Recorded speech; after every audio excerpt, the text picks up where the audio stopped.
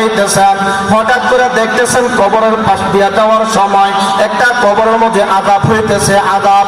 আল্লাহর রাসূল সাল্লাল্লাহু আলাইহি ওয়াসাল্লাম সাহাবায়ে কেরামদেরকে নিয়ে কবরস্থানে গেলেন, যাইয়া এই কবরটা কার, এই জিনিসটা তিনি খুঁজতে চেষ্টা করলেন। সাহাবীরা বলছে, ইয়া রাসূলুল্লাহ, এটা কার কবর? আমরা কেউ জানি না, কেউ জানি না। আল্লাহ নবী বলতেছেন, সাহাবীরা রে, আমি নবী দেখতেছি কবরের মধ্যে কত কঠিন, কত ভয়াবহ আযাব হইতেছে। সাধারণ কোনো গুনাহ নয়, সাধারণ কোনো অপরাধের কারণে কবরে আযাব হইতেছে না, অত্যন্ত কঠিন, অত্যন্ত কঠিন গুনাহের কারণে তার কবরের মধ্যে আল্লাহ পাক আযাব দিতেছে। ও সাহাবীরা, আমি নবী দেখতেছি কবরটার মধ্যে কিভাবে আযাব হইতেছেন। আল্লাহর রাসূল বলছেন, আমার সাহাবীরা রে, যাও যাও যাও, মদিনার বাজারে যাও, মদিনার বাজারে যাইয়া খোঁজ করে দেখো এই কবরবাসী, কবরওয়ালাকে, তার কোনো আত্মীয় স্বজন এই মদিনার শহরে আছে কিনা। আল্লাহর নবীর সাহাবীরা মদিনার বাজারে গেলেন, যাইয়া সেখানে তালাশ করা শুরু কইরা দিলেন। ওই কবরস্থানের অনেক কবরওয়ালাদের আত্মীয় স্বজন গুলা কবরস্থানের পাশে আইসা সমবেত হয়েছে। আল্লাহর নবী কয়, ও মদিনার বাসীরা, ও মদিনার শহরের লোকেরা, তোমাদের নিকট আত্মীয় কারা? যারা তোমাদের আত্মীয় স্বজন, তোমরা তাদের কবরের পাশে যাইয়া যাইয়া দাঁড়াইয়া যাও। তখন নবীজি দেখতেছেন প্রত্যেকটা কবরের পাশে যাইয়া যার যে আত্মীয়, ওই আত্মীয় স্বজন গুলা কবরওয়ালাদের পাশে যাইয়া যাইয়া দাঁড়াইছে। কিন্তু যে কবরটার মধ্যে আযাব হইতেছে, ওই কবরওয়ালার আত্মীয় স্বজন কেউ নাই, কেউ নাই। তৎক্ষণাৎ আল্লাহর নবী দেখতেছেন পিছন দিকে ফিরে, হঠাৎ করে এমন একটা বৃদ্ধ লোক লাঠির মধ্যে বর করিয়া তিনি আস্তে আস্তে করে একটা বৃদ্ধ মহিলা আল্লাহর নবী সাল্লাল্লাহু আলাইহি ওয়াসাল্লামের কাছে আগমন কইরা তিনি ওই কবরওয়ালার কবরটার পাশে গিয়া দাঁড়াইছেন। তখন নবীজি বললেন, ওগো বুড়িমা, এই কবরটা কার? ওই বুড়িমা বলতেছেন, নবী গো, এটা হচ্ছে আমার সন্তান, আমার সন্তানের কবর।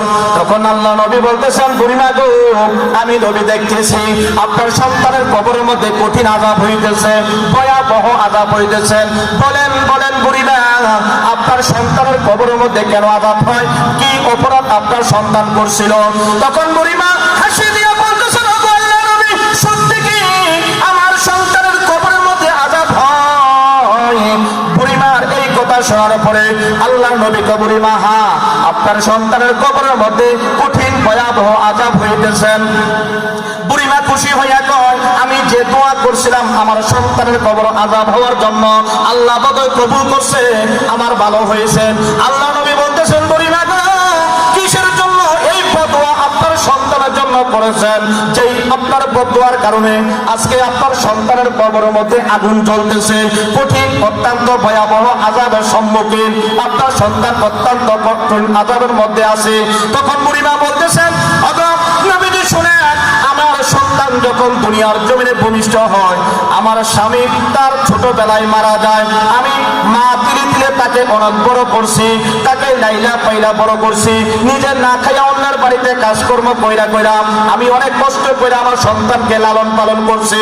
আমার সন্তান বড় হওয়ার পরে যখন বিয়ে শাদী করছে, একদিন বউয়ের ভালোবাসা পইরা, একদিন বউয়ের কথা তৈরা আমি মাকে, আমার সন্তান অত্যন্ত কঠিন আর আমাকে আঘাত করেছিল, এমন আঘাত প্রাপ্ত হয়েছিলাম, আমার সন্তানের আঘাতের কারণে আমি মা দুনিয়ার জমিনে বেহুশ হয়ে গেছি, নাউযুবিল্লাহ। আমি আমার সন্তানের আঘাতের কারণে দুনিয়ার জমিনে বেহুশ হয়ে পড়ে গেছি। যখন আমার হুঁশ জ্ঞান ফিরল, তখন আমি আমার সন্তানের উপর অসন্তুষ্ট হইয়া আল্লাহর কাছে কইছিলাম, আল্লাহ গো, দুনিয়াতে আমার সন্তানকে কষ্ট দিও না, দুনিয়াতে সন্তানকে কষ্ট দিলে আমার মার চোখের সামনে আমি সহ্য করতে পারবো না, আমার সন্তান মৃত্যুর পরে কবরটার মধ্যে তুমি তারে আযাব দিও। এই জন্য আল্লাহ আমার দোয়া কবুল করছে, আর এই কারণে আমার সন্তানের কবরের মধ্যে আযাব হইতেছে। তখন আল্লাহ রাসূল বলছেন যে আপনি দোয়া করছেন, আপনার দোয়া তো কবুল হয়ে গেছে, আর আপনার সন্তানের কবরের মধ্যে আযাব হইতেছে। তখন মা বলতেছেন, ভালো হয়েছে, আমি আমার সন্তানকে বদুয়া করেছি, এই জন্য আমার সন্তানের কবরে আযাব। আল্লাহ নবী বলতেছেন, ওগো বুড়িমা, আপনি কি করেন, আপনার সন্তানকে ক্ষমা করে দিন, আপনার সন্তানকে ক্ষমা করে দিন। মা বলতেছেন, ও নবী, আমি আমার সন্তানের জন্য নেক দোয়া করতে পারবো না, তার এটাই প্রাপ্য, সে এটা অনুভব করুক, সে তার শাস্তি ভোগ করুক, কারণ সে আমাকে অনেক আঘাত দিচ্ছেন।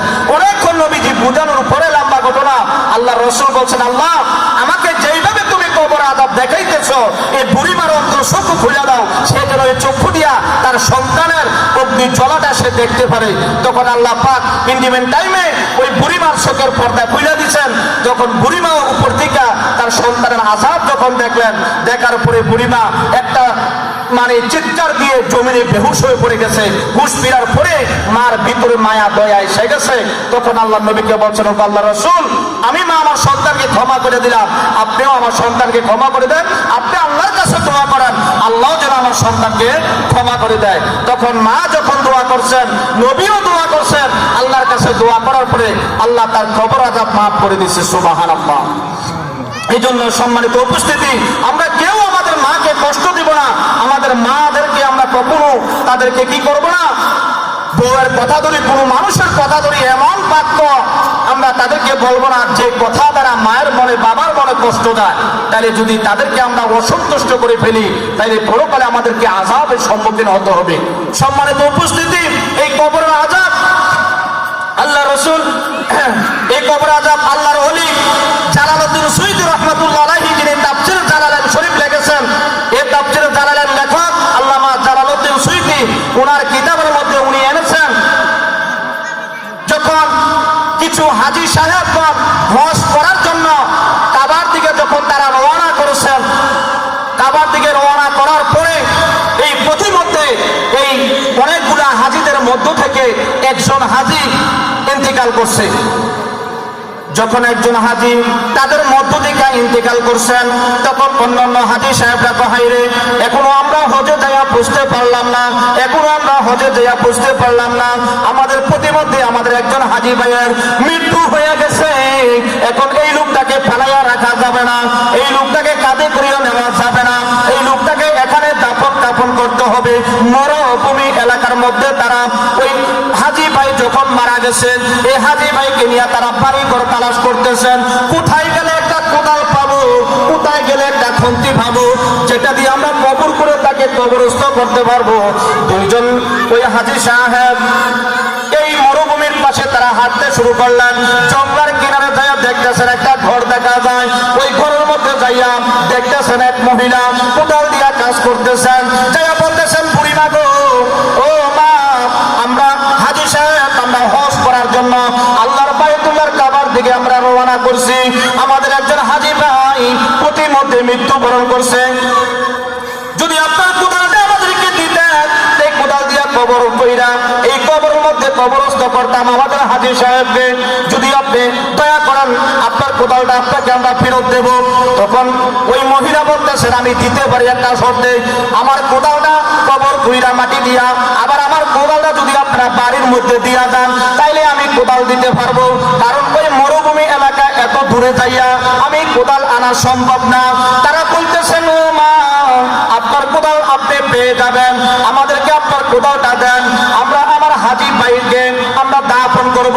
যখন মহিলা তাদেরকে কোদাল দিলেন, কোদাল পাওয়ার পর তারা কি করলেন, ওই মরুভূমি এলাকার মধ্যে একটা কবর কইরা ওই কবরের মধ্যে ওই মুর্দাকে শোয়াইয়া তারা পাথর দিয়া কবরটাকে যখন ডাইকা ফেলছেন, ডাকার পরে হঠাৎ করে তাদের স্মরণ হয়ে গেল, হাইরে যে মহিলা টিকা কোদাল আনছিলাম, ওই মহিলার কোদাল তো আমরা দিতে পারি নাই। কোদাল খোঁজাখুঁজি শুরু করলো, মনের ভুলে ওই কবরের মধ্যে কোদাল নাইকা, উপর দিয়া তারা পাথর দিয়া কবর বানাইয়া ফেলছেন। তারা বলতেছেন, হাইরে হজ করার জন্য চাইতেছে, এই প্রতারণা করা যাবে না, এই মহিলার সাথে আমরা প্রতারণা করতে পারবো না, যে কোনো ভাবে হোক এই মহিলার কোদাল মহিলাকে ফেরত দিতে হবে। যেহেতু নতুন কবর আমরা করেছি, কি করব, এই কবরটা এক পাশ দিয়ে আমরা মাটি সরাইয়া ভিতর থেকে কোদালটা আমরা নিয়া ওই মহিলার কোদাল মহিলাকে দিয়ে দেব। এই কথা বলার পরে তারা দু তিনজন কি করলেন, এই কবরের মাটি এক পাশ দিয়া তারা সরানো শুরু করছে। মাটি সরানোর পরে পাথর উঠাইয়া দেখতেছেন, ওই মৃত ব্যক্তি হাজী সাহেবের দুইটা হাত পা কোদালের আসারের সাথে আগুনের শিকল দিয়া বাঁধা। নাউজুবিল্লাহ। এই দৃশ্য দেখার পরে হাজী সাহেবরা আশ্চর্য হয়ে গেছে, হাইরে এই মাত্রই না এই লোকটাকে আমরা কবরস্থ করলাম, তার কবরের মধ্যে কিসের এই আযাব হইতেছে।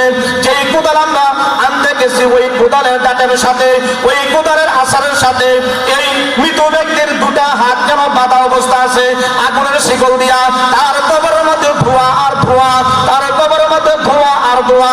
তারা এই জিনিসটা দেখার পরে তারা ভয়ে কি করছেন, আবার কবরটা তারা দিয়ে দিচ্ছেন।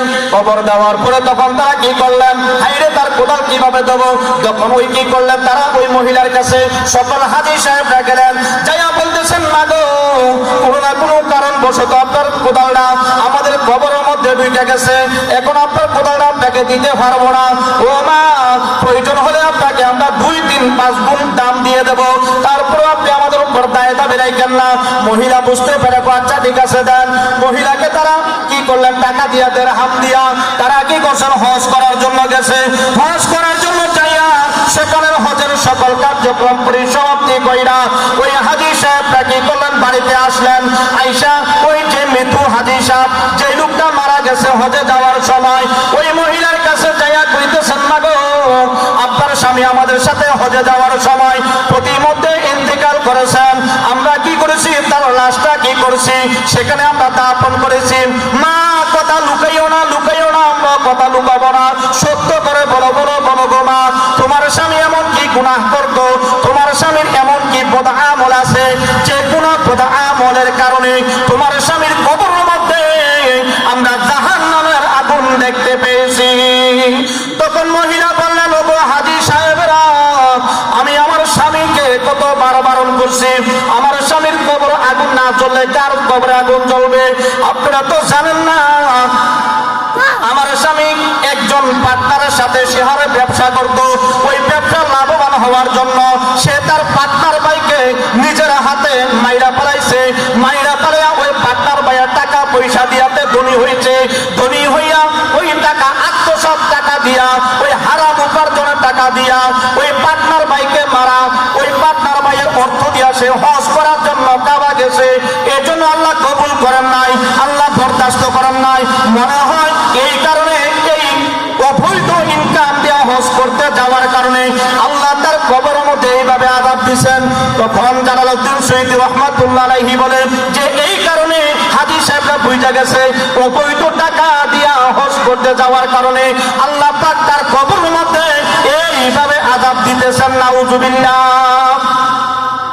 দেখছেন, আপনার ভাইয়ের সাথে ব্যবসা করতো, এই ব্যবসার টাকা দিয়া, অবৈধ হারাম ইনকাম দিয়া ওই ব্যক্তি কি করছেন, হজ করার জন্য গেছে, সেখানে এটা আল্লাহ বরদাস্ত করেন নাই। আল্লাহ পাক কি করছেন, পথে মধ্যে তাকে মৃত্যু দিয়া ওই ব্যক্তিকে সেখানে কবরস্থ করা হয়েছে এবং তার কবরে সেই কারণের মধ্যে আযাব চলতেছে। তাহলে আমরাও তো অনেকে হজ করতেছি, হজ আমাদের উপর ফরজ। আমাদের মধ্যে অনেক আছে যে আমরা শেয়ারে যে ব্যবসা করি, এক ভাই অপর ভাইয়ের সাথে আমরা কিভাবে তাকে ঠকাবো, এরকম পরিকল্পনা আমাদের মধ্যে থাকে। তাহলে কবরের মধ্যে 3টা প্রশ্ন দিয়া বাঁচতে হবে ইমানের, আর হাসরের ময়দানে 5টা প্রশ্ন দেওয়া ছাড়া কোনো ব্যক্তি 1 চুল পরিমাণ তার পা নড়াইতে পারবে না। তার মধ্যে হচ্ছে একটা, যে তুমি কোন পথে ইনকাম করছো, তুমি কোন পথে ইনকাম করছো, কিভাবে তুমি ইনকাম করেছো টাকা পয়সা, এই সম্পর্কে আমাকে আপনাকে জিজ্ঞাসাবাদ করা হবে। 2 নম্বর হচ্ছে তুমি কিভাবে এই তোমার ধন সম্পদ কোন রাস্তা তুমি ব্যয় করেছো, তুমি কোথায় এই সম্পদ ব্যয় করেছো, কোন জায়গায় তুমি খরচ করেছো। 3 নম্বরে হচ্ছে তোমার যৌবনকাল তুমি কোথায় কাটিয়েছো। এই জন্য যৌবনকালের হিসাব দিতে হবে কি হবে না। আজকে আমরা যুবক যারা আছি, আমরা যৌবনকালটারে অনর্থক বিভিন্ন কাজে আমরা ব্যয় করতেছি। আরে কবরের আযাবকে ভয় করো মিয়া, ভয় করার মতো ভয় করো আল্লাহকে, ইত্তাকুল্লাহ। আল্লাহ বলছেন আমাকে ভয় করো, হাত্তা তুকাতিহি, যেমনি ভয় করলে ভয় করা হবে। ওয়ালা তামুতুন্না ইল্লা ওয়া আনতুম মুসলিমুন, খবরদার পরিপূর্ণ মুসলমান না হইয়া কবরে আইসো না। তাহলে আল্লাহ পাক কইতেছেন মুসলমান হও, পরিপূর্ণ মুসলমান হইয়া কবরে আসো, আর নাইলে তোমাকে কঠিন আযাবের সম্মুখীন হতে হবে। ইন্না আযাবিলা শাদীদ, আল্লাহর আযাব অত্যন্ত ভয়াবহ কঠিন। সম্মানিত উপস্থিতি, সময় শেষ। আপনাদের কাছে আমার আকুল আবেদন, আল্লাহকে ভয় করুন, মৃত্যুকে ভয় করুন, কবরকে ভয় করুন, কবরের আযাবকে ভয় করুন। অসংখ্য কবরের আযাব আল্লাহ রাসূল নিজে দেখেছেন, শুধু আল্লাহ রাসূল দেখেন নাই, আল্লাহ ওয়ালা যারা নবীর ওয়ারিস, আল্লাহর অনেক ওলিদেরকে আল্লাহ সরাসরি কবরের দেখাইছেন, সুবহানাল্লাহ। লম্বা ঘটনা আপনাদেরকে শোনাইতে পারতাম। এই জন্য আপনাদের কাছে আমার আকুল আবেদন, আমরা প্রত্যেকে নামাজমুখী হই। আমরা যেভাবে সময় নষ্ট করতেছি, আমরা সময়কে যেভাবে আমরা ক্ষতি করতেছি, ওয়াল আসর, সময়ের কসম, ইন্না, নিশ্চয় ইনসান, মানুষ, লাফি খুসর, ক্ষতির মধ্যে নিমজ্জিত, ধ্বংসপ্রাপ্ত মানুষের জন্য যারা সময় নষ্ট করে। কি নষ্ট করে? সময় নষ্ট করে। আমরা ছবি দেখতেছি, খেলা দেখতেছি, এখানে সেখানে আমরা বিভিন্ন জায়গায় সময়কে আমরা নষ্ট করতেছি। প্রত্যেকটা সেকেন্ডের হিসাব আল্লাহর দরবারে দিতে হবে। প্রত্যেকটা সেকেন্ডের হিসাব আল্লাহর কাছে দিতে হবে। এক সেকেন্ডের হিসাব ছাড় দেওয়া হবে না। এই জন্য আমরা প্রত্যেকে আমাদের সময়গুলোকে আমরা কাজে লাগাই। যতটুকু হায়াত আমাদের চলে গেছে, এটার জন্য আল্লাহর কাছে তওবা করি, ইস্তিগফার করি, বেশি বেশি আমরা তওবা করব। আল্লাহ পাক আমাদের সবাইকে দ্বীনের বুঝ বোঝা তৌফিক দান করুক। আল্লাহ পাক আজকের এই মাহফিলকে, এই হাজীপাড়া ইফতেদায়ী মাদ্রাসার মাঠের মাহফিলকে কবুল করুক, এই মাদ্রাসাকে কবুল করুক। আল্লাহ পাক এই মসজিদকে কবুল করুক। সম্মানিত উপস্থিতি, আপনারা সবাই 5 ওয়াক্ত নামাজ পড়বেন, মসজিদ মুখী হবেন, নামাজ মুখী হবেন। আল্লাহ পাক আমাদের সবাইকে দ্বীনের সঠিক জ্ঞান অর্জন করার তৌফিক দান করুক। গুনাহমুক্ত জীবন, গুনাহমুক্ত সমাজ, গুনাহমুক্ত সংসার গঠন করার তৌফিক দান করুক। সকলে বলে আমিন। ওমা তৌফিক ইল্লা বিল্লাহ, ওমা আলাইনা ইল্লাল বালাগ। আসসালামু আলাইকুম ওয়া রাহমাতুল্লাহি ওয়া বারাকাতুহু।